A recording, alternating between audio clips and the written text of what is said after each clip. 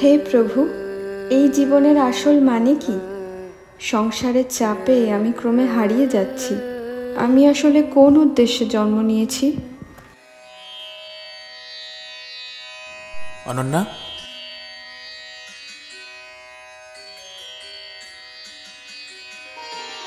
প্রথমেই তোমায় এটা বুঝতে হবে, তুমি এই শরীর নও, এমনকি এই মনও নও।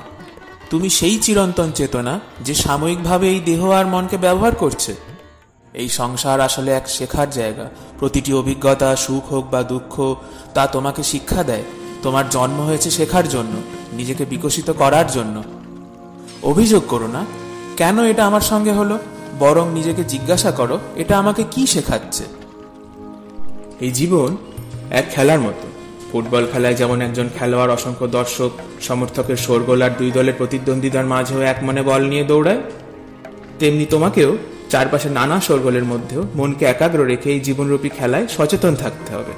একজন ফুটবলার যেমন খেলার ফলাফল বা সমর্থকদের প্রত্যাশা না ভেবে শুধু খেলার প্রতি মনোনিবেশ করে ছুটে চলে, তোমার কর্তব্যও তাই।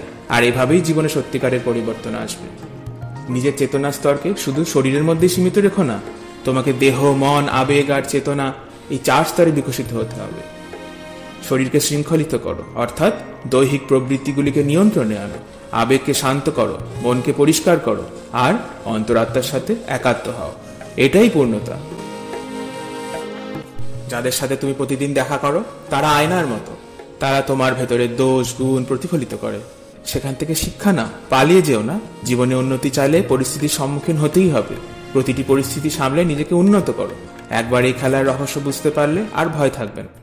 প্রভু, এখন বুঝতে পারছি, জীবনের উদ্দেশ্য পালানো নয়, বরং এই সংসারেই থেকে সচেতনভাবে বেড়ে ওঠা, ভালোবাসা আর ধীরে ধীরে সেই চিরন্তন উৎসের কাছে ফিরে যাওয়া। মনে রেখো, এই যাত্রায় আমি সর্বদা তোমার পাশে আছি। তুমি শুধু আন্তরিক চেষ্টা করো, আমি সদা তোমার সহায় হব।